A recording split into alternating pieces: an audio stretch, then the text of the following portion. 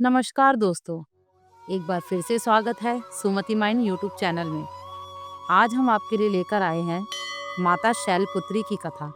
तो चलिए आइए शुरू करते हैं।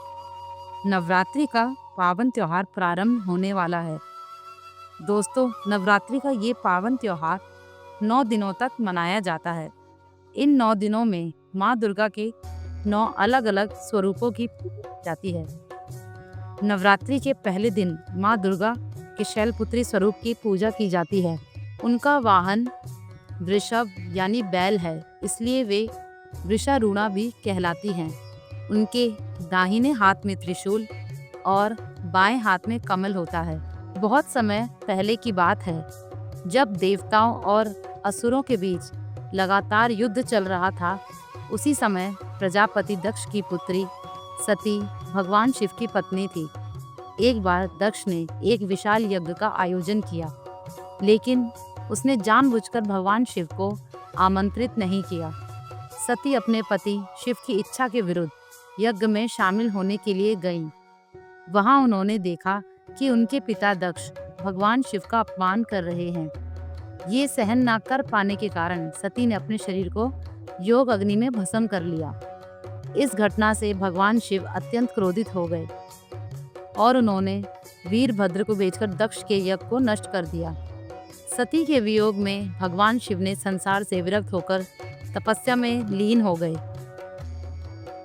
सती के आत्मदाह के बाद उन्होंने अगले जन्म में राजा हिमालय के घर पार्वती के रूप में जन्म लिया। क्योंकि वे पर्वतराज हिमालय की पुत्री थी, इसलिए उन्हें शैलपुत्री कहा जाने लगा, जिसका अर्थ है पर्वत की पुत्री। बाल्यकाल से ही शैलपुत्री शिव को अपना पति मानती थी और घोर तपस्या करने लगी।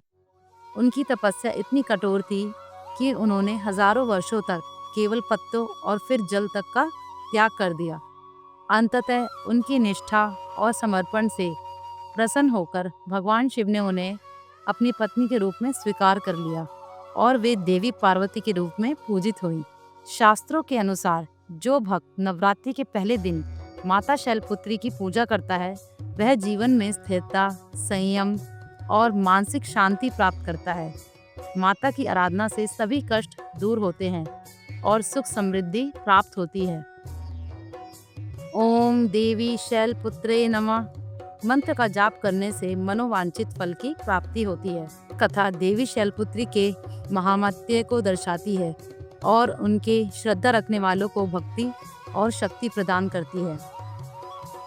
आशा करते हैं कि आपको यह कथा अवश्य पसंद आई होगी। ऐसे ही और कथा सुनने के लिए हमारे चैनल को लाइक और सब्सक्राइब करिए। जय मां शैलपुत्री।